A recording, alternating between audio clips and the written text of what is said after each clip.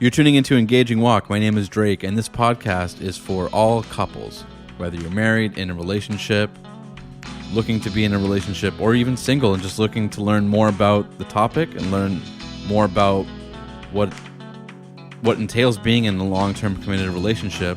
This podcast is for you. We want to thank you guys for tuning in. Please like, subscribe, follow us on Spotify, Apple Podcasts, and you can even find us on YouTube and Pandora or anywhere that you get your podcasts, really, where you should be on all stations. All right, so today's episode is particularly for the males. For the guys out there, if your wife is pregnant and you're looking for new, different ways, or if you're just like trying to talk to somebody that, or hear from somebody that has been going through the experience in real time, you've come to the right place. So my wife, just for anybody that is trying to establish like a relational comparison, my wife is currently 32 weeks pregnant. As of tomorrow, she'll be 32 weeks pregnant. So that is right at the tail end of the third trimester. The baby is due at 40 weeks, so that's 8 weeks left. And there's a lot of changes that happen throughout, but particularly you can see these changes happening and developing almost day to day once you get to this stage. So we'll be talking about that and getting into what sort of things you need to be looking out for in the pregnancy. How can you support the mom? What ways can you really help her? What sort of responsibilities are you going to be taking on during this time? And it can be a really challenging time, not just for the mom, but for the dad as well. And that's what we're going to be talking about in today's episode. Again, thank you guys for tuning in. Like, subscribe, all that. Without further ado, we're going to be getting into it. All right, so in the initial stages, just so in case you haven't done much research or this is a new topic for you, in the initial stages of the pregnancy, there is a lot of things that are going to be changing, not just for the mom, but also for you as well. And the pregnancy normally lasts about 40 weeks. It's divided into 3 trimesters. And the first each one has its own distinct characteristics. Now, I forget the exact week, but I'm pretty sure it's around like week 14. So at week 14, around there, from week 1 through week 14, that's going to be the first trimester. Second trimester, I'm pretty sure is going to be between week 14 to 28. And at 28 weeks is the start of the third trimester. And that's from week 38 all the way through week 40. So a lot going on in those 40 weeks. And so first we'll be talking about the symptoms. We're going to be getting into the first trimester. So first trimester, you're going to be hearing a lot about morning sickness, what goes on with the morning sickness. You're going to be hearing a lot about the body changes that are going to be happening. And it might take actually about like 4 to 5 weeks before your partner might even realize that she's pregnant. Whether this might be your wife or your girlfriend, fiance, whatever stage you're at in your relationship, your partner's like, hey, you know what? I feel like I'm pregnant. Go ahead and if you want to find out like right away, I would just go to like CVS, Walmart, any place where you can get a few of the pregnancy tests. You can get them, and you can find this, and anywhere that you can. There's so many locations you can get these at, and use one at home. Keep some extras at home, and in case it's in case she's negative, she's not pregnant. You never know. You might need them in the future, just for like a quick response. It also makes for a great souvenir for if you do have the baby, or if you are not saying if you do have the baby, if the mom is pregnant, then and you are having a baby, then it is a great souvenir to keep as like, hey, this is how we found out about you, for your son and your daughter. So always keep that in mind. So it's a great way. It's a great way to find out you're pregnant. And for ladies, it's also a great way to show your family members. So I remember my wife when she found out that she was pregnant and she used the pregnancy the test. that was like how she told people. Like she just showed them a picture, or just like like video called and like showed them the positive result, and that was like saved her a lot of words, saved her a lot of emotion, and really let people know like, hey, this is for real. We're having a baby. So going back to that stage, so around like week 8, you should be having the ultrasounds, and the ultrasound is going to show not really much. It's just the baby almost looks like a peanut. Like, the baby's got like their cute little arms and a distinct head and body. And I remember just like my heart like melted when I saw our daughter in the womb at the first time, and like, man, it's really surreal. So around like week 8, you're really gonna see a figure in there, and the figure looks really unique, man. It's so cool. It's really, really cool to see. And during that time, your partner's probably going to be going through a lot of morning sickness, a lot of headaches, and a lot of fatigue. I remember especially fatigue was the big one, that my wife was just like constantly tired. She was sleeping a lot. And with that, you're going to have to step in, as the man, as the husband. You're going to have to step in and pick up on the cooking, the cleaning.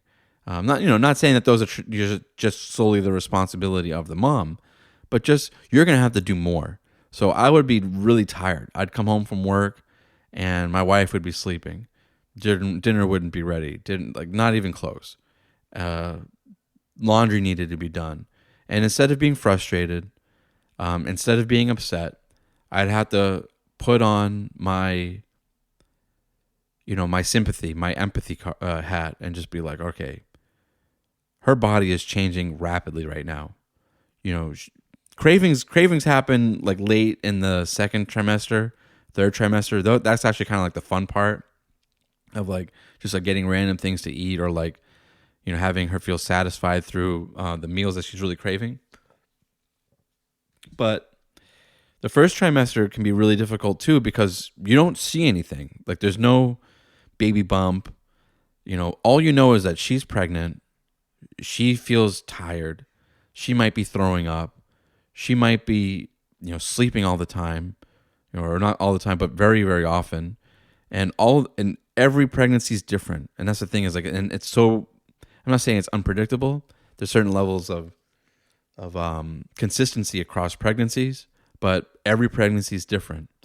And you just sort of get accustomed to that fact that like, hey, my wife, in this case, my wife is like really going through it. So let me step in, even though I'm really tired from work and she's been home. Let me get the laundry done. Let me get her feeling comfortable. Let me get her, feeling good.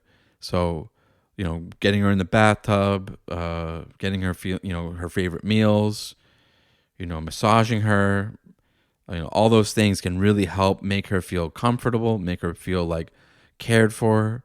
And I think it's a great thing. It's a great feeling also. So, and I feel like there's also a lot of personal satisfaction that goes through that. Now, from what I've read is that men also go through a biological change during a pregnancy. But I'm pretty sure from what I've read is that this only really occurs if you are living with your spouse or your partner that's expecting. During that time, your body as the male is going to be going through a decrease in testosterone. And this might be nature's way of making us more sympathetic and making us more empathetic to what the woman is going through, and providing that extra support and empathy that's needed in order to make sure that she and the child are well taken care of. A lot of things are going to change. You're taking her to and from the doctor's appointments, you're taking her around town, you're doing a lot of the driving. It's going to change the way that you drive. It's going to change the way that like you prepare for drives, because you might have a lot of like, extra pillows, extra things in the car to make her comfortable, extra things to, that cushion her, her behind, so that she's not like on like a hard seat if like you have like an older car, or if you have a lower car, or a car that doesn't really deal too well with bumps. The bumps are not gonna be good. So always keep that in mind. Always keep her comfort in mind when you're traveling. We did a nice long road trip actually while my wife was pregnant, and instead of using my car, which you feel every bump, we had to get a rental car that was nice and high off the ground and really provided that stability so that my wife wouldn't feel uncomfortable during the long car ride during the road trip. We went up to Sequoia and Yosemite National Parks. We have a whole episode and a whole video special on Engaging Walk on our YouTube channel if you want to check that out. So you can just type in Engaging Walk, Yosemite, or Sequoia, and that should pop up. Definitely give it a look. So anyways, as the first trimester progresses, it'll be probably around week 12 where the ultrasounds are going to look a lot more like a baby, and it'll probably be like a arms, legs, everything. It'll probably also be around that time that you will get a blood result that will indicate whether your baby is a boy or a girl. Now, for the sake of transparency, I was thinking that the baby was a boy. It's just something told me like, hey, the baby's a boy. And the baby is not a boy, the baby's a girl. So I remember when my wife wanted to be surprised. So, and she wanted to have a gender reveal party where I revealed the gender of the baby to her. And I remember having this like state of like shock, like, man, I'm going to have a girl. And for the fellows out there, I know that like we all like, oh yeah, I don't really care either way as long as the baby's healthy. Yeah, but but to be perfectly honest, there's probably a side of you that's like, I would really prefer a boy, Maybe for most people. I know for me, I was like, I'd really prefer a boy because like we can do all these like fun things together that like I can't do with a girl. Well, that was like kind of like limited thinking. And I remember like having like this state of like shock, like I'm going to have a girl. Like one day some boy's going to come to my house wanting to date my daughter, and like I'm not going to want that, and like there's so many emotions going on at that point for me. And then I kind of just like got over it. And mind you, this is probably like a span of like 5 minutes. I'm in the bathroom, like it's a girl. The baby's a girl. Okay, the baby's a girl. And I was like, okay, well that's fine. That's okay. This is what God gave me. I have a girl. And then as time went on, I became way more comfortable with that fact. Not just in terms of like being comfortable, but like really being happy. Like, man, I'm gonna have a girl. I'm gonna have a little beautiful girl, and she's gonna be my daughter. And there's nothing that says that we can't do all the fun things that I want to do with my son with her. In fact, that will make her well-rounded. Like we could still do boxing. I can still teach her to work on cars, how to work on anything that I like to work on. And as a matter of fact, like she can play, and she can still play instruments. There's plenty of like my drummer to my band is a female. So like I could teach her how to play the drums or whatever instrument that she wants to learn how to play, and we can do all those fun things together. And that's just going to make her well-rounded, and that's going to make her cool, And I think that there's so much beauty in that, man. Like I don't know, I'm really looking forward to it. I'm really looking forward to having her here. It's only 2 more months, and when she's here, like, man, there's gonna be so much. There's gonna be so much to look forward to, and so much to like develop with her and like interact with her, and she's gonna be an amazing girl, and I'm really looking forward to having a girl, and I think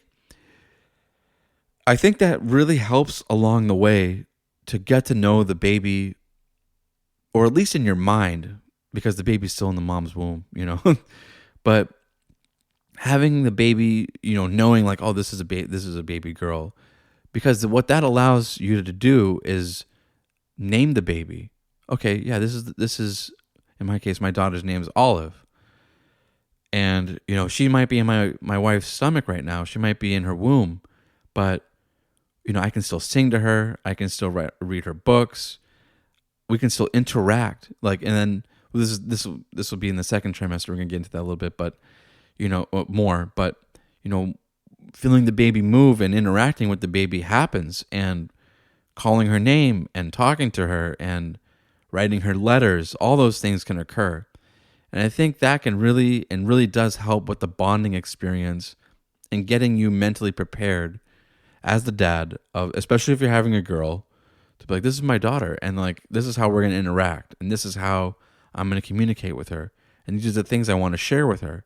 These are the fun things we're going to do together, and these are the ways that, like, I'm going to be her dad. I'm going to be her experience, like her first male relationship, and I'm going to model, like, hey, this is how I treat your mom. Your mom is everything to me, and you are everything to me. And knowing all that, and then knowing like what you expect in a relationship from, or what her mother expects in a relationship, can be modeled, and you can show her, like, this is how a man is supposed to treat you. A man is supposed to take care of you. A man is supposed to look after you. A man is supposed to provide for you. Make sure that you're safe. Make sure that you are the object of the man's attention and intentions. So taking all that into account is like a big responsibility, and I'm just so thankful that God was like, hey, you know what? You're going to have a girl because you're responsible enough to take care of one and to treat her well, So at least that's how I look at it. I know, like, maybe not everyone is religious and believes in God, but I think that there is a feeling of like that for me, that having a girl and going through the pregnancy with my wife has really been brought to my mind and to my spirit. So I think it's might be a little bit different for everybody, but for anyone else, but this was from my perspective.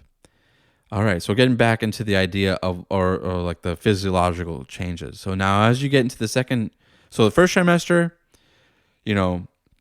again, morning sickness,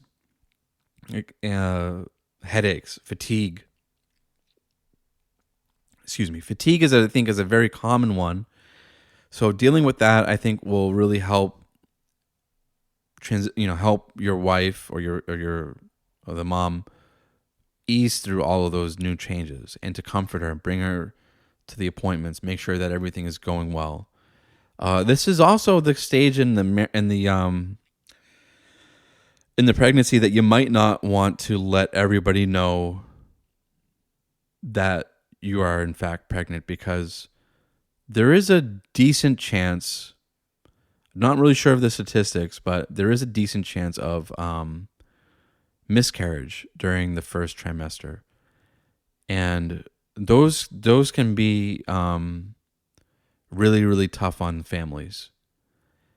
So that's a whole nother episode or a whole nother situation that we're not really going to be talking about in this episode, but just do know that they do happen. And there's lots of ways to feel grief and to feel lost during that time. A lot of roller coaster of emotions for mom and dad that happens during that, grandparents as well. So I would, take into account that fact, and to maybe reveal the fact to friends, family, extended family, co-workers and all that you're having a baby maybe in the beginning of the second trimester. So week 20 is, or around like week 16 to week 20, the mom is really going to start showing. She's also going to be hitting this like golden period of her pregnancy where she's not so big, and she's getting over a lot of those first trimester ailments like morning sickness, extreme fatigue, headaches. Second trimester is like a really good one for them. They're feeling like a lot more fit, a lot more, a lot more like themselves. And they're not really showing that much, especially as they get, in the earlier start of the second trimester. So this is a good time to do like a gender reveal party. You're already pretty confident. Around like week 20, you should be able to get an ultrasound that will show definitively, not just through blood work, but definitively whether or not, the baby is a boy or a girl. And nurses can tell just from the ultrasound. Now, at that stage, the pregnancy is like you're literally halfway through. You're at week 20, and your wife might or your girlfriend might be going through earlier stages of the famous cravings. Now, throughout, there's a thing called like what they call like pregnancy brain, and this is not meant to be insulting.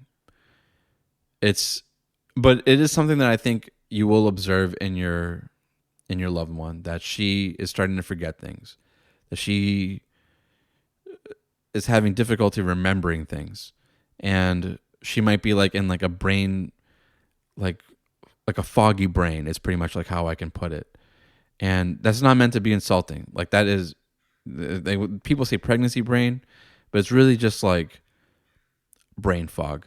And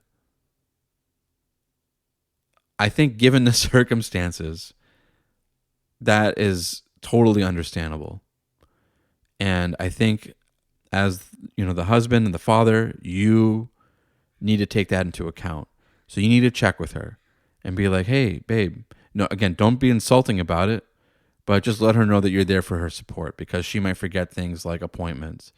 She might daily. Actually, it's recommended that the mom continues to take her prenatal vitamins.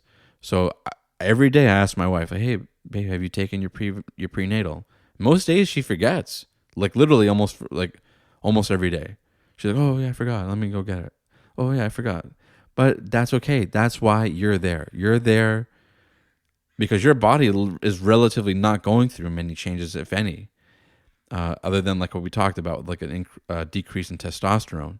So you should be there to be like, hey babe, did you take this? Hey babe, do you need something to eat? Hey babe, like, do you need some water? What can I get for you? Make this as easy as possible for her. It's tough. And then once you start getting into the third trimester, you will really see it. Now, speaking of the third trimester, your wife, your spouse, the mom is really going to start showing around week 20, like I said, week 20, 16, around there.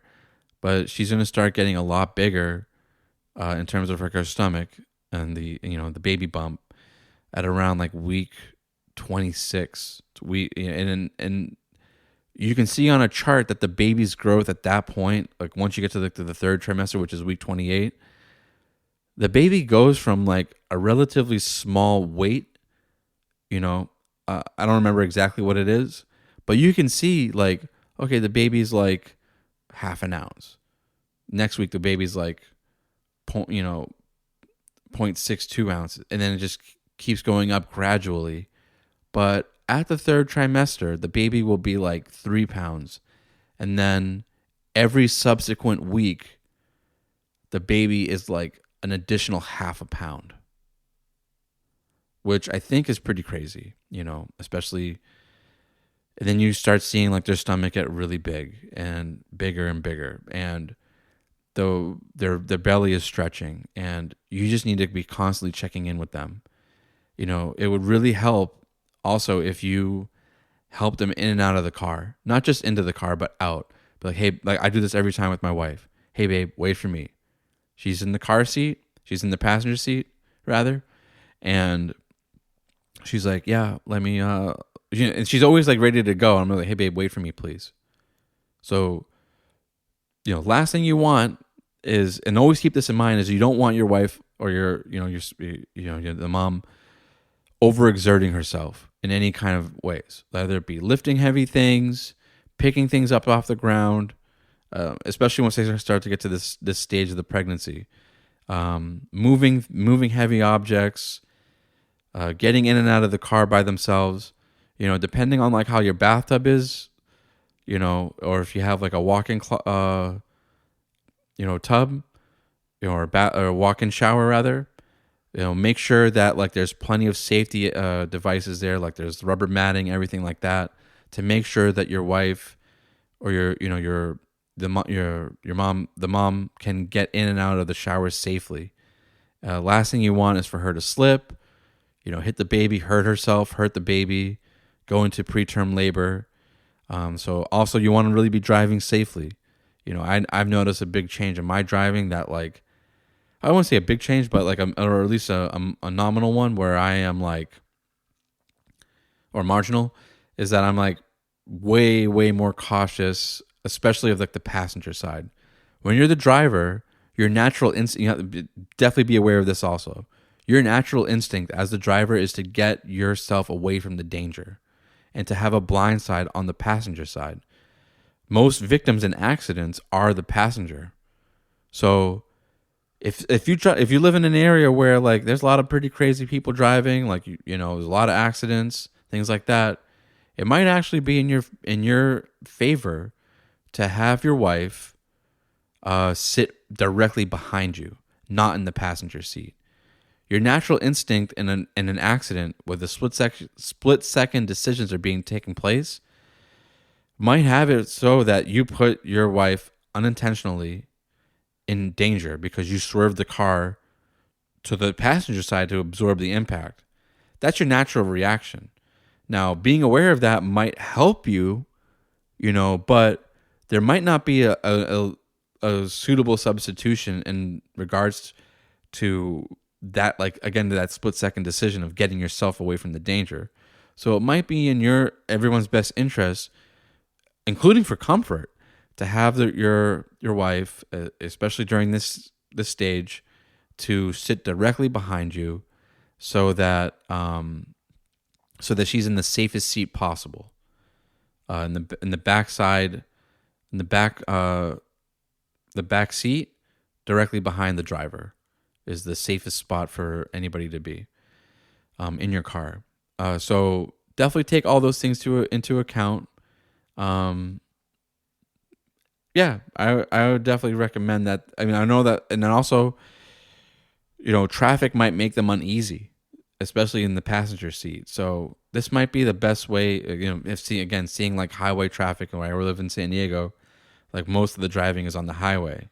So having her back there is like reduces the amount of like traffic that she has to see, and she sees it from like the driver's perspective, which is like a different perspective, and the more like the safer one. All right, well, moving on. So getting into the third trimester, like I said, she's also gonna be having a lot of those cravings. So you definitely want to be paying attention to her diet during this time. That if she is like too much on the sweets, etc. So there's plenty of material out there that will show you what is a good, healthy, balanced diet for a pregnant woman. Now, they really don't need to be eating too much. And eating too much can cause the baby to be like excessively large and can cause a vaginal birth to be like just not an option if the baby becomes too big. So keep that in mind. Communicate with your OBGYN. Communicate with the midwife. Let them know what the diet is, what you're eating, and all that kind of stuff. But what we do is we have like on the refrigerator foods that are good for pregnancy, foods that are not good for pregnancy, and we have them listed out on like a chart. And then we have good foods that are good for increased blood circulation, which you're going to want to have for the baby, because the movement of the mom's blood is how the baby is absorbing and getting all of their nutrients. So this can also really help with effects or with the conditions like preeclampsia. So having that increased blood circulation, blood flow, and then also having foods that are good generally for pregnancy, there is some degree of overlap. So research those, get those foods on there, like foods like dark leafy greens, like cayenne, fish, there's certain levels of safe fish and fish that are not safe for them to eat that have like higher levels of mercury. So make sure you do your research on that. And then also, fruits, vegetables, yogurt, all the, actually, I'm not really sure about yogurt, but actually, I think yogurt was on there. Berries, all those things are really going to help. Onion, pomegranate, all these things are really going to help with blood flow, and then also making sure that the baby and the mom are getting great nutrition during this time because they really, really need it. And then also plenty of water. Make sure that you're on top of, mom, and making sure that she gets plenty of water, and get it for her. Just be like, hey, babe, can I get you some water? Make sure also that they're relaxing. Make sure that they are like, hey, go ahead, if they have spent the whole day on their feet, or if they spend a decent amount of time on their feet, that they come home and they can relax, lie down on the couch, get some rest. Maybe take a 20-minute nap, and then check in with them and be like, hey, what can I get you? Is there anything that you need? You really kind of like almost want to spoil them during this time. Also, another thing that can really be helpful during this period, which is later into the third trimester, is a pregnancy massage. There are people out there that specialize in pregnancy massages that can make mom feel good, get the pain that's off, help support that pain that's on her lower back. And you also, as the dad, want to be taking a lot of these child labor classes with the mom, child development classes with the mom, breastfeeding classes. So that way, if she's stressed out, and if she doesn't know like what to do during those times, you know what to do. And then you can tell her like, hey, during this time, this is the first stage of labor. You're just going to be having lots of contractions. So let's get you up. Let's get you moving. Let's get you drinking water. You have time before you go like into deep labor and before the baby's going to be delivered. So let's get you breathing. Let's get you feeling comfortable as much as you can. Let's get you moving. The second stage, this is what's going to be happening. Do your research. Know what's going on in the woman's body. We get it. We're not the ones that are doing it. But it'd be like if you go on a road trip with somebody, right? And there's nothing more annoying than going on a road trip with somebody, and then like you're doing the playlist, the Spotify playlist, like you're the one that's navigating, you're the one that's driving, and then your co-pilot is just like sitting there on their phone, like, yep, I'm just along for the ride. No, bro, you're the co-pilot. You're the one that should be like navigating. You're the one that should be on top of the playlist. You're the one that should be like making sure snacks are coming in and out on the road trip. You know what I'm saying? Like you should not just be leaving everything to the driver. You're the co-pilot in this. So know what's going on. And I feel like every time I go to like an OBGYN appointment, like I already know everything that the OBGYN is going to tell us about this stage of the pregnancy because I've done my research. I know what's happening. And I've done a lot of the research that I need to know on like what's happening, what's going to be happening during labor and delivery. Again, you should be the one that knows the schedule and know and we're going to get into birth plan in a minute, but you're the one that should know this so that you can coach her. You haven't delivered a baby, but at least you got to think about it, man. Like she is about to deliver a baby. She's going to be in pain. She is going to be like really, really needing your support. And if you're just like, I don't know what's happening, I don't know what's going on, then you're not really much help. So fellas out there, make sure you know what's going on. Make sure you're well read on the subjects. Make sure that you're doing your research. Instead of looking up, TikTok videos on like UFC fights, which I love, man. I love UFC. I love MMA. Instead of looking up videos on that kind of stuff, pepper in there some, prenatal, labor and delivery, all that kind of stuff. Do some research so that you can talk to your wife about it. Be like, hey, babe, maybe let's look into like what we're going to do with the placenta. Are we going to encapsulate it? Are we just going to donate it? What are we going to do with that? And this all goes into the birth plan. You want to be available with your wife to discuss what's going to happen during the birth plan. How is the baby going to be delivered? Are you as the father going to cut the umbilical cord? Are you as the father, going to know like where and how to massage the mom, to make sure that she's getting that pain relief from the back, like on her lower back, and making sure that she's like as comfortable as she can be during the delivery. It's going to be very painful. It's going to be it's going to be a very like difficult experience for her and for you. So be there and know what's going on. Um, so that way you can actually be supportive. Get your baby bag ready for her and for you and for the baby. Make sure that you have a checklist of like all the stuff that you're going to need for the delivery. You got, your phone chargers, the nipple covers, they get the relief. Postpartum kits. You can get a nice postpartum kit from Target or from Walmart. I think it's called like Freedom Mom, where they got like the underwear, it's a peri bottle that way they have like a portable bidet so that they can use to clean themselves. They have ice pads, for their vagina, that she's got extra underwear, pads, postpartum pads, all those things she's going to need, extra clothes, maybe like a book to read or like, obviously like her phone, things like that, but maybe something that can help her.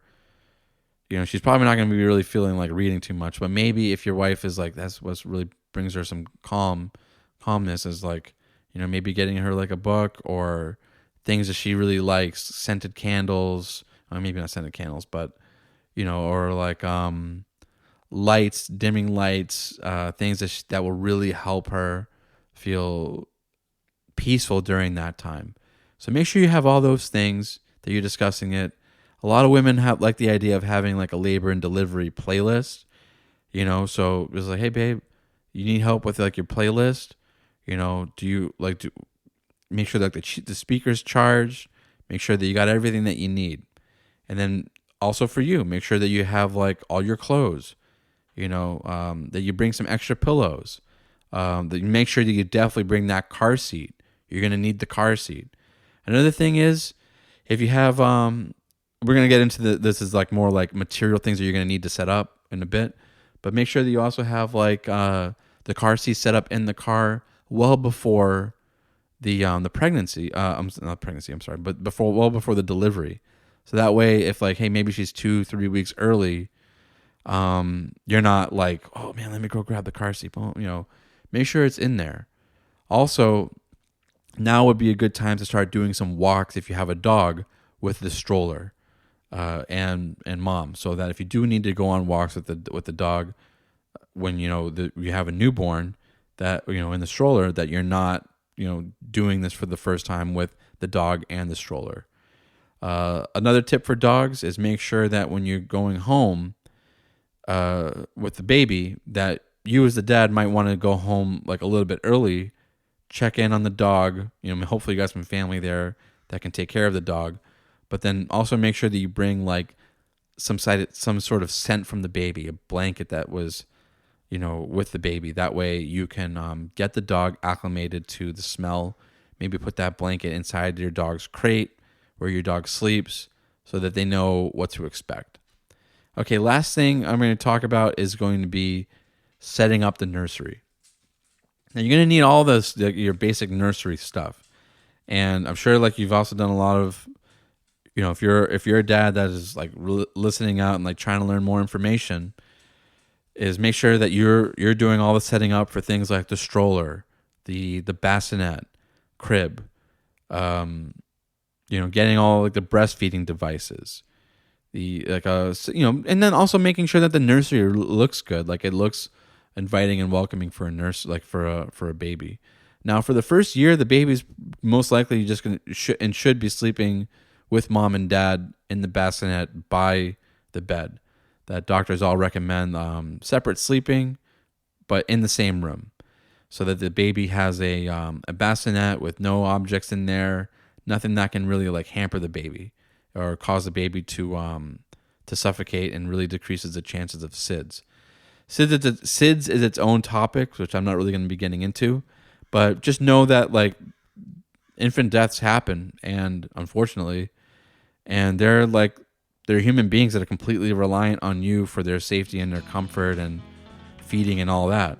So, not to try to sound scary, but I'm scared myself, but there's a lot that you have to do to prevent chances for the baby to have an accident like that, and then and lose the baby. So definitely take this all very seriously, but also have fun with it. Make sure that the nursery's set up, that you have devices there for fit psychological development and mental development, and and physiological development. So there's a lot that goes into it. There's a lot of research out there that will really help you. Hopefully this podcast really helps, and this episode helps with letting you know what you need to expect during this time as a dad. But you are your wife's system of support, and the more she can come to rely on you during this period, the easier it's going to be on her. The easier it's going to be on the baby as well. So with that, I'm going to be wrapping up today's episode. Let me know what you guys think in the comments. My name is Drake. This is Engaging Walk Podcast. Please like, subscribe, let your friends and family know about the podcast if you guys really like the material, if you guys like the content. All right. Also, if you want to visit our website, we have plenty of material, other episodes, video specials, other materials that you might find helpful over there at www.engagingwalk.com. Again, my name is Drake. Thank you guys for listening.